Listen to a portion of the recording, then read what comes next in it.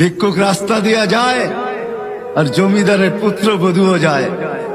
একজন সামনের থেকে আসতেছে, একজন সামনের দিকে যাইতেছে। দুইজনের ক্রসিং এর সময় ভিক্ষুকের গায়ের কাদা জমিদারের পুত্রবধূর গায়ে লেগে গেছে। সে দুনিয়া আন্ধার করে ফেলছে, স্বামীকে ডাইকা নিয়ে আসছে, বলছে ভিক্ষুক আমার কাপড় নষ্ট করে দিছে। সে শুধু ভিক্ষুক ছিল না, বৃদ্ধ ছিল। বৃদ্ধ ছিল না শুধু, জীর্ণ ছিল, শীর্ণ ছিল।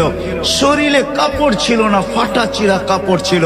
পায়ে জুতা ছিল না, পেটে ভাত ছিল না। জমিদারের পুত্র সইতে পারে নাই, যৌবনী শক্তি সয় তো সয় কি কইরা।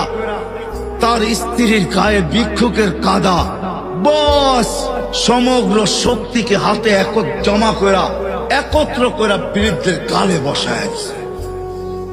বৃদ্ধ কিচ্ছু বলে নাই, শুধু উপরের দিকে তাকায় দুই তিনটা শব্দ উচ্চারণ করছেন। শব্দগুলা হলো ইয়া মাল্লা তারা হলো ওয়ুন, ও আল্লাহ তোকে চোখে দেখা যায় না। ও তারা কুল্লা শাই, তুই সব দেখিস। ফারা তারা মা বি, তুই কি দেখিস না আমার সাথে কি ঘটতেছে, এটা কি দেখিস না? বলতে দেরি যুবক, মরতে দেরি হয় নাই। জমিদার চলে আসছে, প্রতিশোধ নিবে।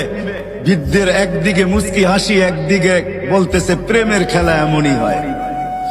জিজ্ঞাসা করছে কিসের প্রেমের খেলা রে? বলছে ওর প্রেমিকার গায়ে আমার কাদা লাগছে, পায়ের কাদা লাগছে, ও সইতে পারে নাই। যৌবনী শক্তি দিয়ে আমার বৃদ্ধ গালে বসায় দিছে। আমাকেও একজন ভালোবাসে, সেও সইতে পারে না, সেও সইতে পারে না। ও তো থাপ্পড় দিয়া ক্ষান্ত, সে জান নিয়ে নিছে, জান।